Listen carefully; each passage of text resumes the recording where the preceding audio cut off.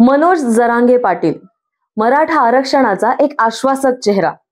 गेल्या 6 महिन्यापासून आपण जरांगे पाटलांचा आरक्षणासाठीचा संघर्ष बघतोय, पण हा संघर्ष केवळ काही महिन्यांचा नसून 2014 पासून सुरू आहे आणि या संघर्षानंतर अखेर 27 जानेवारीला मराठा आरक्षणासाठीचा अध्यादेश जरांगे पाटलांनी आपल्या सगळ्यांसाठी मिळवला। पण हा अध्यादेश मिळत असताना तिथे फक्तच आपल्या राज्याचे मुख्यमंत्री एकनाथ शिंदे उपस्थित होते। आपल्या राज्याचे उपमुख्यमंत्री राष्ट्रवादीचे अजित पवार आणि देवेंद्र फडणवीस हे दोघंही उपस्थित नव्हते। यामागे काय कारण असेल? यामागे एका रात्रीत काहीतरी पालटलं आणि एका रात्रीत काहीतरी निर्णय घडलाय म्हणजे काही वेगळी खेळी आहे का? किंवा सरकारचं यामागे काही वेगळं राजकारण आहे का? हे जाणून घेऊयात या व्हिडिओ मार्फत। नमस्कार, मी सलोनी आणि तुम्ही पाहताय वाय मराठी। मनोज जरांगे यांनी अंतरवली सराटी येथून पायी दिंडी मोर्चा सुरुवात केली। सुरुवातीलाच 10,000 पेक्षा जास्त मराठे या मोर्चाला उपस्थित होते। जालना, शहागड, गेवराई, बीड, अहमदनगर, शिरूर, शिक्रापूर, रांजणगाव, खराडी, शिवाजीनगर, पुणे असं करत मुंबई हायवे, लोणावळा, पनवेल, वाशी येथे मराठे पोहोचेपर्यंत 30 लाख मराठे जमल्याचा दावा जरांगे पाटील यांनी केला। अर्थातच इतिहासात आतापर्यंतचे सर्व गर्दीचे उच्चांक या मोर्चाने मोडून काढले होते। 27 जानेवारीला मुख्यमंत्री एकनाथ शिंदे यांच्या हस्ते ज्यूस घेत मनोज जरांगे यांनी उपोषण मागे घेतले। त्यांच्या 6 मुख्य मागण्या मुख्यमंत्री शिंदेंनी मान्य केल्या।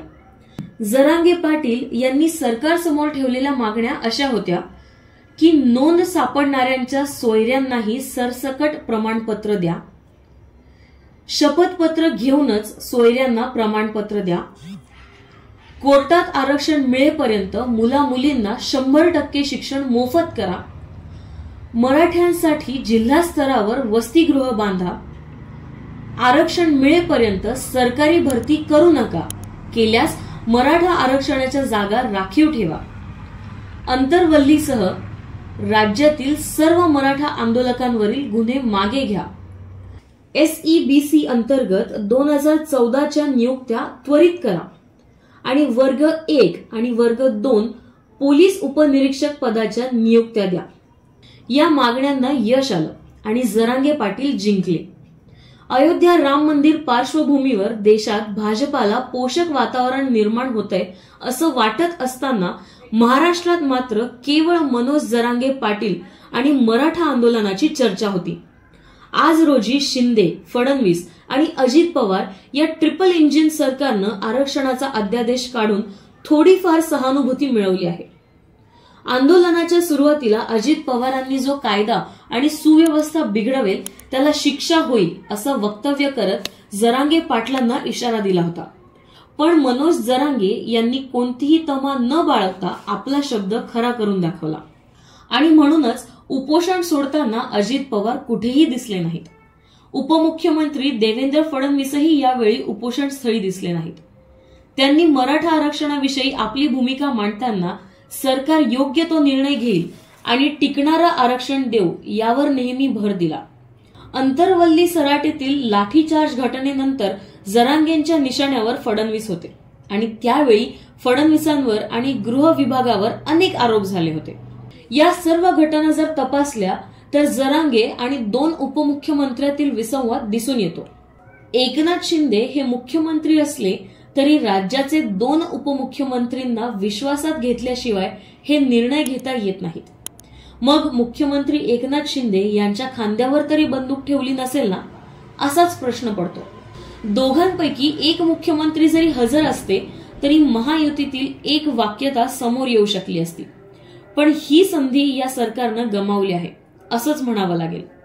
मंत्री छगन भुजबळ यांनी मात्र शासनाच्या मराठी आरक्षणाच्या अध्यादेशावर सडकून टीका केली आहे। जरांगेंच्या सर्व मागण्या मान्य केल्यानं सरकार बॅकफूटवर गेलं असल्याचं त्यांनी माध्यमांसमोर बोलताना जाहीर केलंय। अजित पवार यांचे निकटवर्तीय म्हणून ओळखले जाणारे भुजबळ सत्तेत असतानाही त्यांनी प्रेस कॉन्फरन्स घेऊन अशी जाहीर नाराजी प्रकट करणं कितपत योग्य आहे याचं उत्तर उपमुख्यमंत्री अजित पवार देऊ शकतील हे सध्या तरी सांगू शकत नाही। फडणवीसांनी नागपूरमध्ये पत्रकार परिषदेत बोलताना मराठा आंदोलकांच्या विरुद्ध असणाऱ्या गुन्ह्यांविषयी बोलताना सांगितलं की घर जाळणं, थेट हल्ला हे गुन्हे कोर्टाच्या आदेशाशिवाय मागे घेता येणार नाहीत. इतर गुन्हे मागे घेतले जातील. यावेळी त्यांनी यांच्या नाराजीविषयी बोलताना सांगितलं की भुजबळ साहेबांचं समाधान होईल. क्युरेटिव्हमध्ये मार्ग नाही निघाला तर सर्वेक्षणामधून मार्ग नक्कीच निघेल.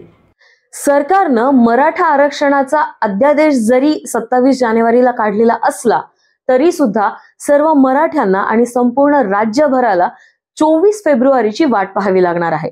कारण त्या दिवशी ठरेल हे आरक्षण टिकणार आहे की नाही.